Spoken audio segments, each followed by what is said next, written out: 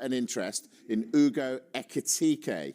It's understood they're exploring conditions of a potential deal for the 22-year-old forward. Not straightforward, though, because Frankfurt want 100 million euros, about 85 million pounds, because Ekitike has 4 years left on his deal. But Sky Germany reporting Manchester United made contact with Eintracht Frankfurt to register an interest in Ekitike. We'll keep a very close eye on that. And of course, you'll hear more in the transfer shows, which start again.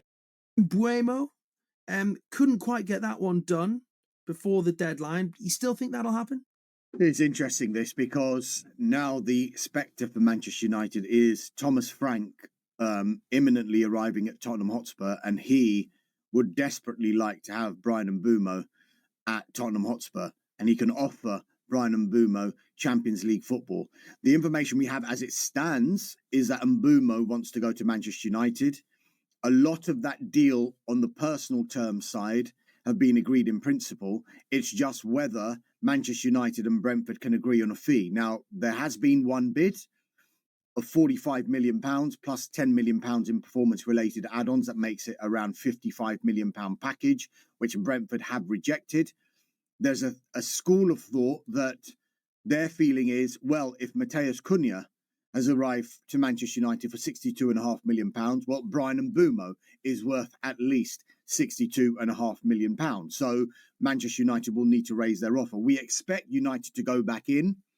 And as I say, as it stands, it's United who are in the driving seat for it. But I'm told just never to rule out anything. And the Thomas Frank situation just might have added a bit of a dimension to a potential, shall I go to Tottenham because I know the manager and I've got Champions League and I don't really have to move home, or do I go to Manchester United?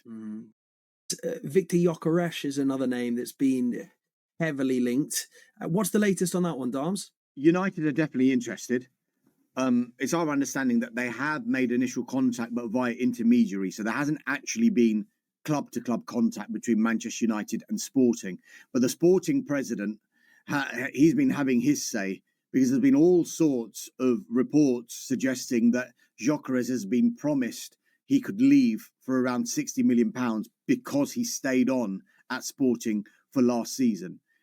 Well, the president has firmly denied that and assured every Sporting fan and warned rather than assured every interested party that Victor Gyökeres will not be going to leave Sporting Lisbon for 59 or 60 million pounds. So he will be going for more money than that.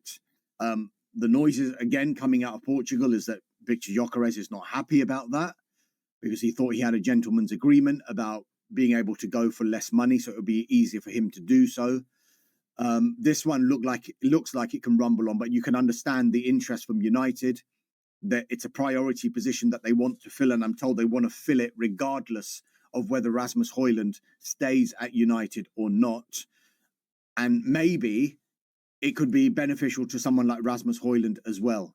I know he's been heavily criticised in the 2 seasons he's been at United, but in his defence, he didn't have a pre-season when he arrived, and his second pre-season, where he started really, really well in that pre-season, was curtailed because of a hamstring injury, and then he rejoined the group, having missed the majority of that second pre-season.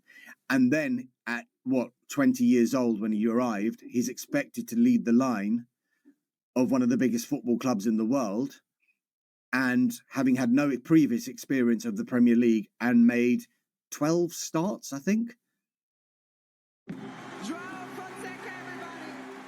orgulho de ser brasileiro está em quadra. Vamos juntos fazer história. For Atalanta the previous season. So maybe a risk from United, but surely they needed to bring in someone who had more experience. Maybe they see Gyökeres as that player. I'm going to ask you both a two-pronged question, and then this is how it's going to work. So clearly Gyökeres and Mbeumo, and they've got Cunha over the line already. I'm going to ask you, Sam, if you think signing those 3 players makes them top 4 contenders next season, or if they're still short. And then, Darmash, I'm going to ask you if it's actually going to be possible for them to do the hat-trick and get the 3 top targets. So, Sam, firstly to you, if Cunha, Mbeumo, and Victor Gyökeres are all walking out for Manchester United in Manchester United shirts next season, are they top 4 contenders? I would probably shade no for now, on the basis that, yeah, obviously it's a huge upgrade in quality in the forward areas, which was badly needed. But you have to remember that United have changed tact this summer and have started to target clearly slightly more experienced and proven players in that sort of 24, 25 age range. Up until this summer, they have tried very hard to focus on youth. They've done a good job of furnishing the under-17, under-18s with some of the best players in the country. And they've signed players like Patrick Dorgu and Lenny Yoro, whose best years are well on the horizon, 2-3 years away. So while the attack looks really good on paper with those three, the rest of the team probably needs a little bit more time, needs more reps, needs more matches, probably needs a couple of years to catch up. Unless, of course, Pete, they just keep spending and they keep buying quality in those areas too. But right now, it will feel a bit like one half of the team is ready to go, ready to rock, and the other half of the team is still learning and catching up to that level. And that will create an imbalance that probably means they're not one of the top 4 teams. Well, okay, Darmesh, second question, Manchester United fans will blow all ears here. Can they do the hat-trick? Can they get Cunha, Mbeumo and Gyökeres in this window? Look, they've had much publicised financial issues, have Manchester United, and Sir Jim Ratcliffe even said as much in some of his interviews. It doesn't mean that Manchester United went into this transfer window with £0 as their budget for transfers. Clubs will be run, all right, we've got this much for transfers, we've got this much for restructuring and whatever else they're budgeting for. And yes, the optics haven't looked great from a Manchester United perspective with regard to the number of redundancies and the number of jobs that have been lost. However, the understanding we have is that players like Cunha and Mbeumo, that's part of the budget that Manchester United have to spend in this summer transfer window. When you go further with regard to Gyökeres, so if you think about how it's worked out so far, they've brought in Cunha already. They've made a bid for Mbeumo, which would suggest they do have the money to be able to do that deal. Whereas with Gyökeres, it's just been an approach to intermediaries to explore the conditions of a deal. And then to come back with that information and say, what do we need to do to be able to fund a deal like this one? And the feeling is that after Cunha, and if Mbeumo was to arrive, they're going to have to start looking at sales at Manchester United to be able to fund the rest of their transfer window, which shouldn't come as a surprise. But if you look at the players that they're targeting in regard to Mbeumo and Cunha, you would expect them to play in these number 10 roles that Ruben Amorim favours in his formation. Now, if you look at the players that are at Manchester United in their current squad, who may not be suited to that role, but have been playing in that role, you're looking at the likes of Marcus Rashford when he was there, Jadon Sancho possibly, Garnacho and Anthony. And they all look like they are up for sale. Now, United's preference would be to get permanent deals for those players.